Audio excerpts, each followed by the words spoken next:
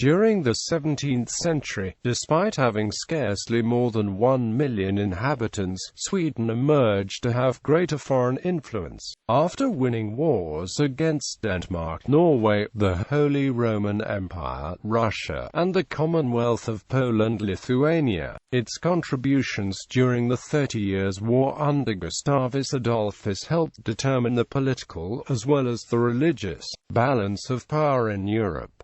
Charles IX, on March 6, 1604, when Duke John, son of John III of Sweden and brother of Sigismund III Vasa, formally renounced his hereditary right to the throne, Charles IX of Sweden styled himself king. At the Riksdag of the same year, the estates committed themselves irrevocably to Protestantism by excluding Catholics from the succession to the throne, and prohibiting them from holding any office or dignity in Sweden. Henceforth, every Roman Catholic recusant was to be deprived of his estates and banished from the realm. It was in the reign of Charles IX that Sweden became not only a predominantly Protestant but also a predominantly military monarchy. This change, which was to give a martial coloring to the whole policy of Sweden for the next 120 years, dates from a decree of the Riksdag of Linköping establishing, at the urgent suggestion of Charles,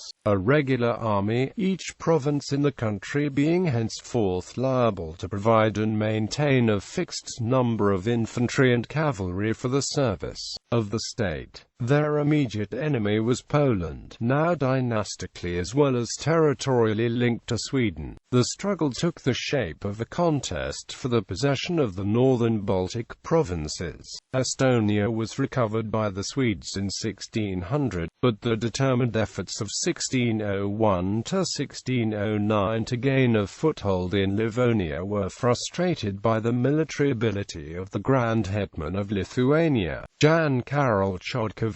In 1608 hostilities were transferred to Russian territory. At the beginning of that year Charles had concluded an alliance with Tsar Vasily IV of Russia against their common foe, the Polish king. But when, in 1610, Vasily was deposed by his own subjects and the whole Tsardom seemed to be on the verge of dissolution, Sweden's policy towards Russia changed its character. Hitherto Charles had aimed at supporting the weaker Slavonic power against the stronger, but now that Russia seemed about to disappear from among the nations of Europe, Swedish statesmen naturally sought some compensation for the expenses of the war before Poland had had time to absorb everything. A beginning was made by the siege and capture of County of Kexholm in Russian Finland March 2, 1611, and on July 16, Great Novgorod was occupied and a convention concluded with the magistrates of that wealthy city whereby Charles IX's second son Philip was to be recognized as Tsar, unless in the meantime relief came to Great Novgorod from Moscow. But now, when everything depended on a concentration of forces, Charles's imprudent assumption of the title of King of the Lapps of Nordland, which people properly belonged to the Danish crown, involved him in another war with Denmark, a war known in Scandinavian history as the Kalmar War because the Swedish fortress of Kalmar was the chief theatre of hostilities.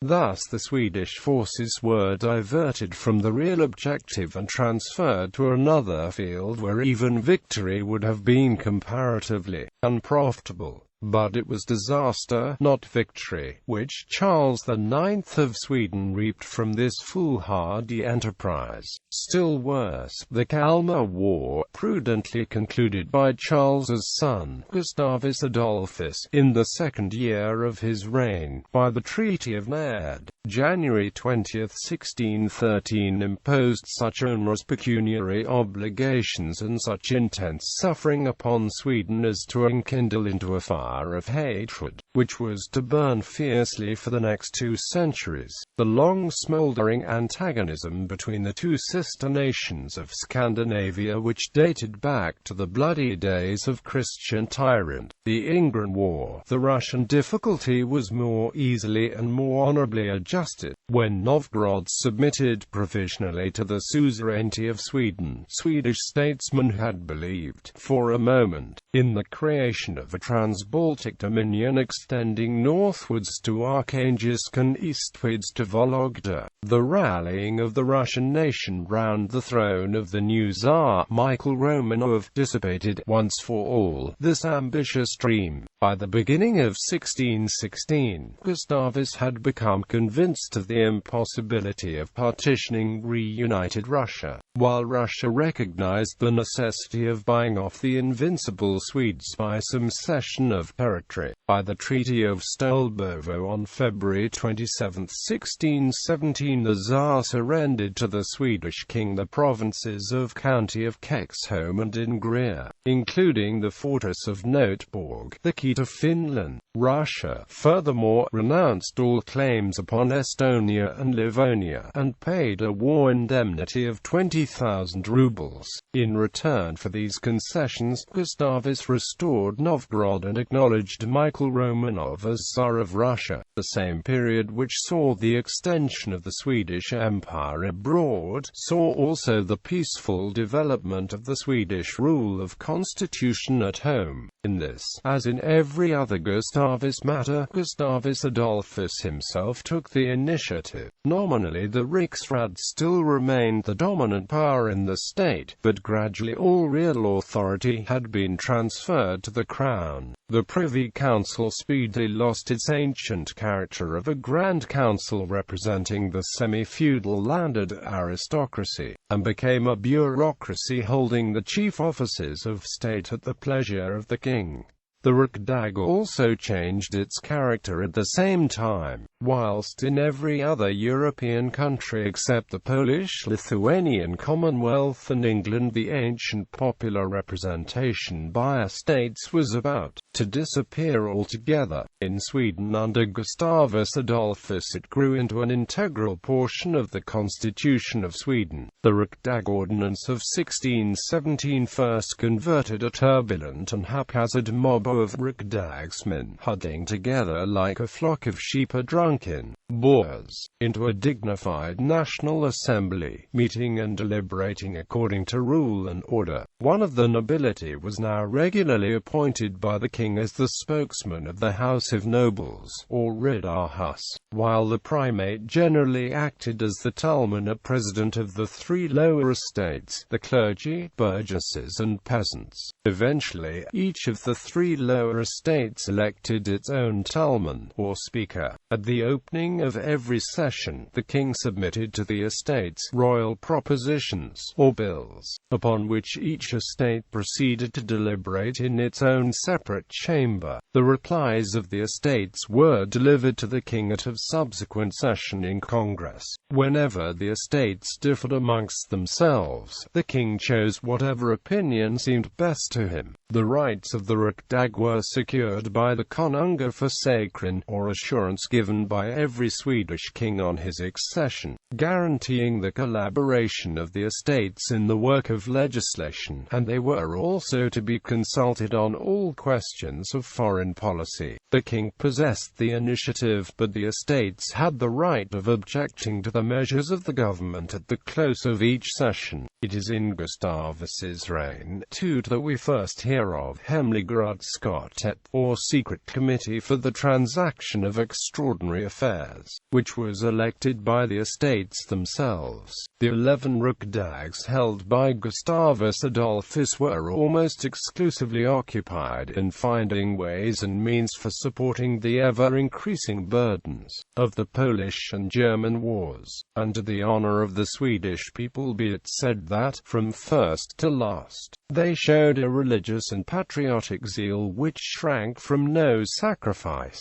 It was to this national devotion quite as much as to his own qualities that Gustavus owed his success as an empire builder. The Polish War and the Battle of Stralsund, the wars with Denmark and Russia had been almost exclusively Scandinavian wars, but the Polish War was of worldwide significance. It was, in the the first place, a struggle for the Baltic littoral, and the struggle was intensified by the knowledge that the Polish vassals denied the right of Gustavus to the Swedish throne. In the eyes of the Swedish king, moreover, the Polish war was a war of religion. Gustavus regarded the Scandinavian kingdoms as the two chief pillars on which the evangelical religion reposed. The disunion, he argued, would open a door in the north to the Catholic allegiance of bring about the destruction of Denmark and Sweden alike. Hence his alliance with Denmark to defend Stralsund in 1628. There was much unconscious exaggeration in all this. As a matter of fact, the Polish-Lithuanian Commonwealth was no danger whatsoever to Protestantism. Sigismund's obstinate insistence upon his right to the Swedish crown was the one impediment to the conclusion of a war which the Polish Diet heartily detested and very successfully impeded. Apart from the semi-impotent Polish court, no responsible Pole dreamed of aggrandizement in Sweden. In fact, during the subsequent reign of Ladislaus IV of Poland, the Poles prevented that martial monarch from interfering in the 30 Years' War on the Catholic side. Gustavus, whose lively imagination was easily excited by religious ardor, enormously magnified clerical influence in Poland and frequently centered dangers where only difficulties existed. For 8 years, the exhausting and expensive Polish war dragged on. Swedish Livonia was conquered by the beginning of 1626, and the theatre of hostilities was transferred to the Prussian provinces of Poland. The fertile and easily defensible delta of the Vistula was now occupied, and Gustavus treated it as a permanent conquest, making his great chancellor Axel Oxenstierna its first governor-general. But this was the limit of the Swedish advance.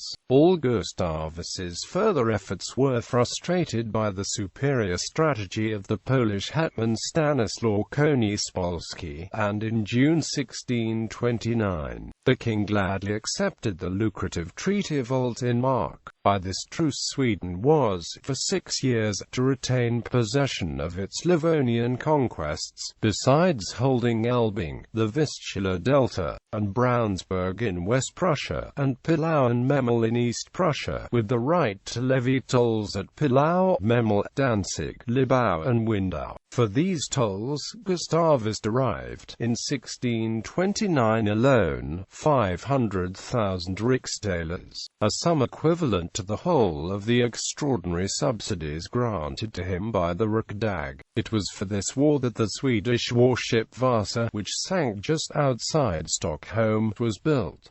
The ship was poorly designed, top-heavy with insufficient ballast. She capsized as soon as she encountered a wind stronger than a breeze. Due to the low salinity of the Baltic Sea, the wreck suffered little damage from shipworms and was salvaged in surprisingly good condition. In 1961, the 30 Years' War. Thus Sweden held, for a time, the control of the principal trade routes of the Baltic up to the very confines of the empire, and the increment of revenue resulting from this commanding position was of material assistance during the earlier stages of the war in Germany. Whither Gustavus transferred his forces in June 1630.